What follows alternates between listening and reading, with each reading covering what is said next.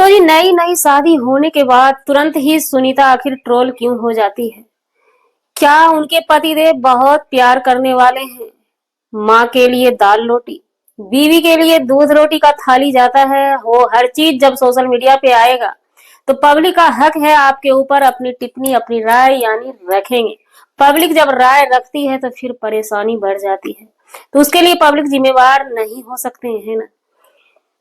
इधर सुनीता के ससुराल गए कुछ दिन हो चुका है, पहली बिदागरी कराई जाती है। हर किसी में ये होता है, पहली बिदागरी करवाई जाती है। पहली बिदागरी के लिए विजय बाबू तैयार होते हैं, लेकिन उससे पहले जो उनके घर का जो प्रक्रिया आया निकल कर बाहर, कहीं ना कहीं विजय जी के रियलिटी से और मतलब हक ये क्या बोलते हैं, पुराने जमाने से ही सभी लोग ज्यादा पसंद करते हैं, जुड़ते हैं। पत्ता पर की रोटी से हमने शुरू किया था देखना, पत्ते की रोटी बनाई गई थी विजय रिया के तरफ से, उसी समय से हम देख रहे हैं। जी नमस्कार, स्वागत है नए मुद्दे नए रिएक्शन वीडियो में। कैसे हैं आप लोग? आशा करते हैं, उम्मीद करते हैं आप लोग बहुत अच्छे होंगे। चैनल पे पहली बार आए, चैनल को सब्सक्राइब कीजिएगा। वीडियो पसंद आए वीडियो को लाइक जरूर। वीडियो में जब आए हैं तो कमेंट पहले मत कीजिएगा, वीडियो को पूरी बारीकी से देखिएगा तभी कमेंट कीजिएगा।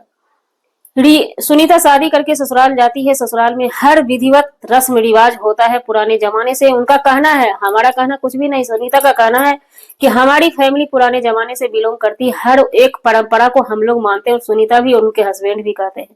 लेकिन ये प्रक्रिया गड़बड़ाता कहाँ से है, जबकि सुनीता ने बताया था कि हमारे हस्बैंड या हमारा फैमिली बहुत पढ़ा लिखा है। जो भी है, धीरे धीरे करके जो चीजें बाहर आ रही है उस पर पब्लिक अपनी राय दे रही है, क्योंकि इन्होंने बोला था कि हमारे पतिदेव पढ़े लिखे हैं। ऐसा मतलब बोलने के बाद ऐसा लगा था पब्लिक सिटी में कि कहीं ना कहीं पतिदेव ग्रेजुएशन कर रहे हैं या ग्रेजुएशन करके कंपटीशन की तैयारी कर रहे हैं, कुछ नौकरी उकरी होने वाला है, इसलिए इसी लॉजिक से पब्लिक देख रही थी। लेकिन अचानक से सुनीता आती है और बताती है कि हमारे हस्बैंड का भी चैनल खुल चुका है, उस चैनल पे हस्बैंड जी काम करेंगे। हालांकि इनके हस्बैंड से पूछा गया सुनीता जी के तरफ से, तो वो बताते हैं कि हमें तो कैमरा पकड़ना भी नहीं आता है, लेकिन धीरे धीरे सीख लेंगे और हमें उम्मीद है और पब्लिक को भी उम्मीद है कि इनके हस्बैंड इनसे अच्छा ब्लॉगिंग कर लेंगे।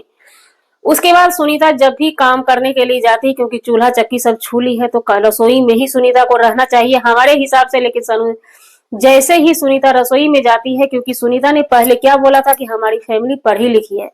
पढ़ी लिखी फैमिली का मतलब हुआ कि आपके फैमिली में सभी जॉब पे कार्यरत हैं।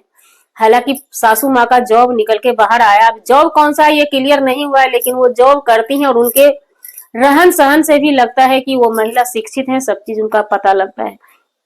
लेकिन ससुर जी इनके क्या करते हैं, खेती बाड़ी करते हैं। क्योंकि एक वीडियो में ये बताए थे, इनके हस्बैंड ने बताया था कि जितना चीज हमारे घर में किचन में जितना भी दाल है, ये है वो है, जितना भी मसाला उसाला है, सब हम लोग उपजाते हैं, यानी खेती बाड़ी इनके घर में होता है।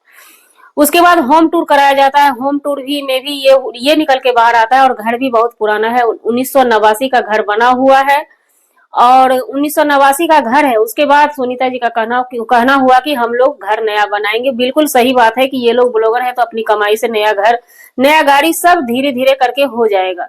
लेकिन सुनीता ने जो बोला कि किचन में हम जब जाते हैं तो हमारे ससुर जी आकर के डांटने लगते हैं और बोलते हैं तुम अगर सब्जी काटोगी तो हाथ में लग जाएगा। तो यहाँ पे हमें लॉजिक समझ में नहीं आया। भाई ससुर जी से कहना चाहेंगे कि आप नए नए हैं, ये बात तो आप बोल रहे हैं, लेकिन हमें कहीं ना कहीं लगता है कि सासू माँ को बुरा जरूर लगेगा। भाई अब बहुरिया है तो सब्जी काटेगी, हाथ कट जाएगा, तो कितना दिन तक ससुर जी ही खाना बनाएंगे इनके घर में। और खाना बनाने में जो फुर्ती इनके ससुर जी को तो हमने देखा नहीं है, लेकिन सुनीता बोलती कि हमारे ससुर जी भी अच्छी सब्जी बनाते हैं, अच्छा काम करते हैं, यानी इनके ससुर जी भी खाना बनाते हैं। क्योंकि सास ड्यूटी पे चली जाती होगी, ये लोग बाप बेटा घर में रहते हैं, तो खाना बनाने अच्छा अच्छा इन लोगों को वैरायटी वाला आता है। तो उसके बाद एक दिन आप लोगों ने देखा दाल रोटी, ड्यूटी पे जा रही थी, ड्यूटी पे जाते हुए सासू माँ को दाल रोटी इन लोगों ने इनने परोसा था, इनके पति देव ने परोसा था, है ना। तो उसके बाद जब सुनीता जी की बारी आती है, स्नान करके बैठती है टेबल पे खाने के लिए, तो इनके पतिदेव दूध रोटी ला करके खाने के लिए देते हैं। तो यहाँ पे लॉजिक हमें समझ में नहीं आया, कोई समझा दीजिएगा कमेंट के माध्यम से कि माँ के लिए दाल रोटी जो ड्यूटी पे जाएगी, तो भाई उस समय ये बात हम बता दें कि दूध रोटी जतरा के पहर नहीं दिया जाता है। माँ ड्यूटी पे जा रही थी, इसलिए दाल रोटी दे करके उनका जतरा बनाया गया। और ये बीवी जो है घर में ही रहती और अभी नई नई है, मैके छोड़ के ससुराल में गई है, अपने माहौल को छोड़ के ससुराल में गई है, तो पति देव या ससुर जी मान सम्मान ज्यादा देंगे। सासू माता का कोई भी इम्प्रेशन नहीं आ रहा है बहुरिया के प्रति। ऑन कैमरा नहीं दिख रहा है कि हाँ क्या बोलना चाहती हैं अपनी बहू के काम पे या किसी भी चीज पे, वो क्या बोलना चाह रही वो बोल नहीं पाती, या ऑन कैमरा उनको बोलने का हैबिट नहीं है, धीरे धीरे करके बोलेंगी। उसके बाद एक साड़ी को लेकर के बार बार कमेंट इनके पास जा रहा है कि सुनीता जी आपके पास एक ही साड़ी, और ये बात सच है कि एक ही साड़ी में सुनीता को बराबर लोग, मतलब नॉर्मली साड़ी और भी पहनती हैं वो, लेकिन ताम झाम वाली जब साड़ी पहनने की बात होती है तो एक ही साड़ी पहन के आती है। हो सकता है सुनीता ये सोचती है कीमती कीमती साड़ी है, ड्राई ड्राई वॉश वाला साड़ी होगा तो वो चाहती है सब साड़ी को ना लगाए, पैसा वेस्ट करना नहीं चाहती होगी सुनीता, ये सोच रही होगी, इसलिए एक ही साड़ी को पहन लेती है कि चलो इसको 2 4 10 बार पहन के ड्राई वॉश में दे देंगे। हालांकि ये हम कन्फर्म नहीं है। इधर विजय रिया के घर पे जब देखिए तो विजय रिया के यहाँ ढेकी अभी भी चलता है। उस ढेकी में ढेकी था या क्या था हम क्लियर नहीं कर सकते, क्योंकि हम भी पुराने जमाने से हमने आज तक नहीं देखा। हमने चूड़ा का स्पेलर देखा, वहां पे चूड़ा कूटा जाता था, चूड़ा तैयारी होने वाला भी ढेकी आता था, उस समय लोग बोलते थे, लेकिन हमने नहीं देखा।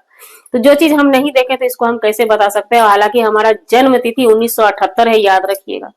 तो 1978 के जन्मे हुए आदमी हम हैं, लेकिन हम ढेकी नहीं देखे हैं। लेकिन विजय जी के घर में उस ढेकी बोलते हैं या जो भी बोलते हैं, उसमें वो चावल का आटा तैयारी किया जाता है, और हमें लगता है इसको हम लोग हिलसा बोलते हैं। हम लोग के मैके में ना इसको हिलसा बोला जाता था। हिलसा का आटा कभी भी मिक्सर में या मिल में तैयारी नहीं किया जाता था। हिलसा का आटा जो है ना, कभी भी उखल होता था बड़ा बड़ा वाला, उसमें समाट से तैयारी किया जाता था, और उसी का हिलसा अच्छा बनता था। अगर मिल में या जाता में पीस लेने के बाद वो अच्छा नहीं बनता था।